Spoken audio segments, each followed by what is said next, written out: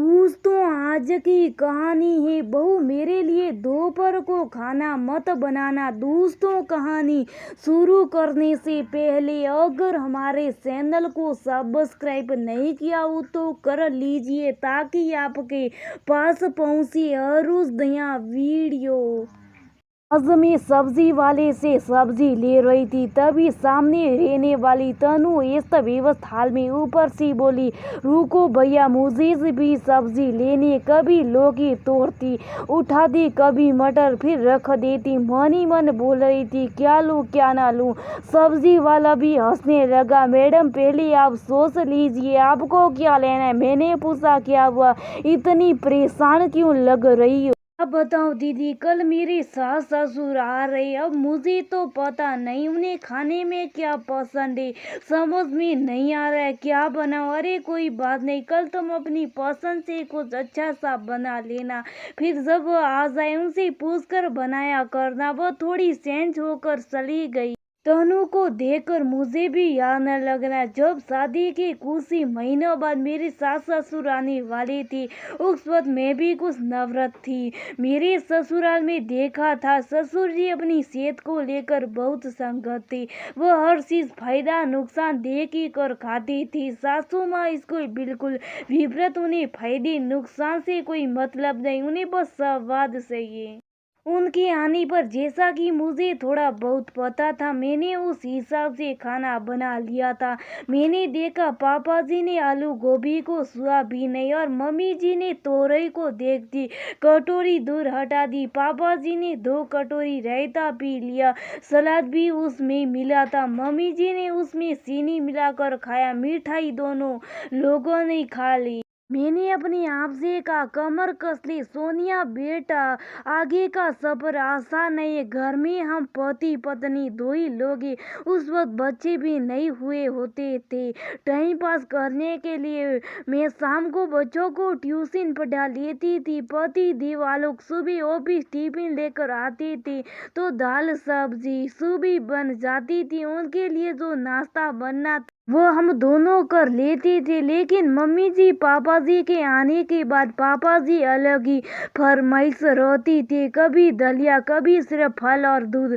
दोपहर में भी वो तो कहते वह मैं उनके लिए बना देती। उनका रोज का ऐसा था, अगर सब पराठे खाते तो वह रोटी अरहर की दाल बनी तो उनका मूंग की दाल खाने का मन कर। दाल बन गई तो इसमें पालक बथुआ क्यों नहीं डाला। कितने भी कम बनाओ थोड़ी तो बस ही जाती, पर सुबह वाली शाम को नहीं खानी। मम्मी जी चाय की बहुत ज्यादा शौकीन, चाय के लिए कितनी बार भी पूछो मना नहीं करेगी। आपकी दाल सब्जी से उन्हें कोई मतलब नहीं, खाने के बाद मिठाई जरूर होनी चाहिए। एक दिन पापा जी बोलने लगे, तुम लोग तो वहीं हर चीज में आलू और मटर खाती हो, मेरा तो यहाँ आकर पेट ही खराब हो गया। आगे से मैं सब्जी मंडी जाकर सब्जी लेकर आऊंगा। मेरे से पैसे लेकर वह सब्जी मंडी चले गए। वापस लौटे तो उनकी लाई हुई सब्जियां देखकर मैं हैरान रह गई। 3 गड्डी पालक, 3 बथुआ, 3 मेथी, एक ही तरह की कितनी सारी सब्जी। मुझे तो हरी सब्जियां पसंद है, आलू को ज्यादा पसंद नहीं है, पर मैं कभी कभी बनाती हूँ तो खा लेती। रोज रोज तो कोई नहीं खा सकता। एक हफ्ते तक तो पति देव कुछ नहीं बोले, पर जब हर बार यही होने लगा, अगर सब्जियां में कुछ बदलाव होता भी तो लौकी, तोरई, टिंडे, पालक, बथुआ तोड़ते तोड़ते मैं परेशान हो गई। वह तो भला हो मम्मी जी का, वह मेरे साथ हरी सब्जियां साफ करवा लेती थी। एक बार संडे को नाश्ता करते वक्त ससुर जी बोले, आज मेरा पेट खराब है, दोपहर में खाना नहीं खाऊंगा। पति देव भी घर पर ही थे, इसलिए मैंने उनकी पसंद के कढ़ी दावल और आलू मटर की सूखी सब्जी बना ली। सब लोग खाना खा चुके तब आकर बोले, तुम लोगों ने खाना खा लिया, क्या बनाया आज। कढ़ी दावल देकर 2 कटोरी कढ़ी और सब्जी खा ली। पति देव मेरी तरफ इशारा करके मुस्कुराने लगे। शाम को पापा जी बोले, मेरे पेट में बहुत दर्द है, मेरे लिए मूंग की दाल पालक बना देना। अब तो ससुर जी सब्जी मंडी जाते अपनी पसंद की सब्जियां लेकर आते। महीना भर होने को आया। एक दिन पति देव मेरे ऊपर जला जिसको ये सब पालक बथुआ खाना है खाए, आगे से मुझे ये सब मत देना। मुझे तो अब सपने में भी ये सब्जियां डराती है, हरे रंग सी सीड होने लगी है मुझे तो।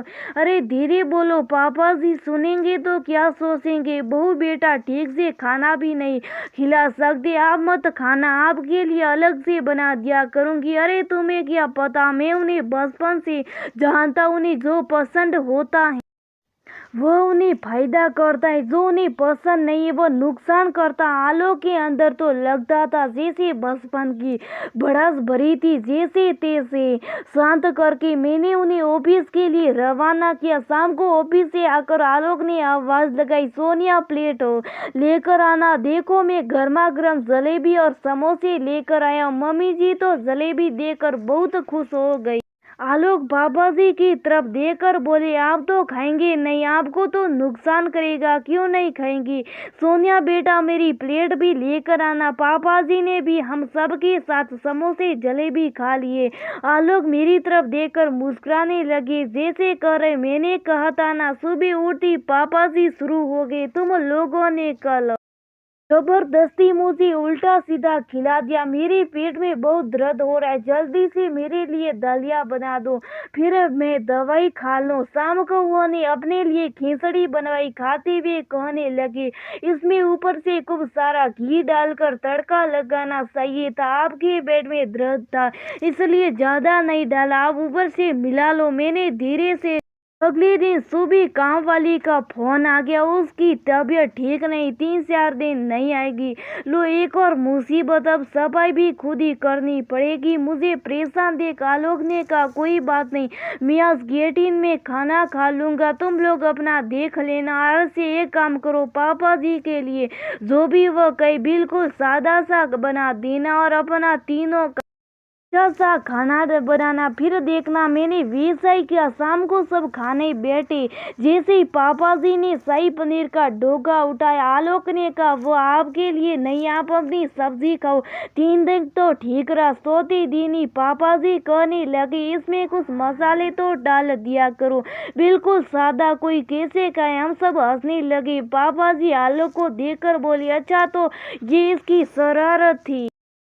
आलोक शुरू हो गई, कौन सी चीज नुकसान करती है, कौन सी फायदा करती है, हमें भी पता है। बचपन में आपने हमारा बहुत टॉर्चर किया है, कभी आलू का छिलका नहीं उतारने देते थे, कभी बनाई बती सब्जी में ऊपर से पालक डाल देते थे, आपको जो पसंद था जबरदस्ती हमें भी वही खिलाते थे।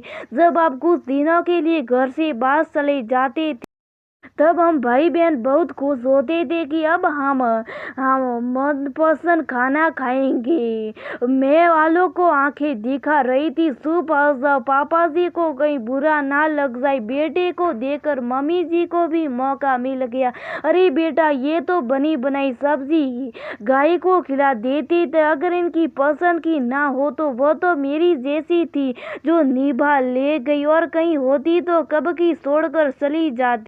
अरे आप लोग तो पापा जी के पीछे पड़ गए, चलो सब लोग खीर खाओ। मैंने पापा जी को खीर की कटोरी पकड़ाई, कहीं नुकसान ना कर जाए। धीरे से आलोक बोले, अब मुझे खाने भी दो। पापा जी हंसते भी खीर खाने लगे। माहौल फिर से खुशगवार हो गया था। दोस्तों बुजुर्ग भी बच्चों के लिए जैसे होते उन्हें भी हमारे प्यार और देखभाल की ज़रूरत होती है। वो जो कहते हमारे भले के लिए कहते, पर उन्हें भी सोचना चाहिए। सेहत के प्रति जागरूक होना बहुत अच्छी बात है, पर अति हर चीज़ की बुरी होती है, चाहे वो कितनी भी अच्छी चीज़ क्यों ना हो।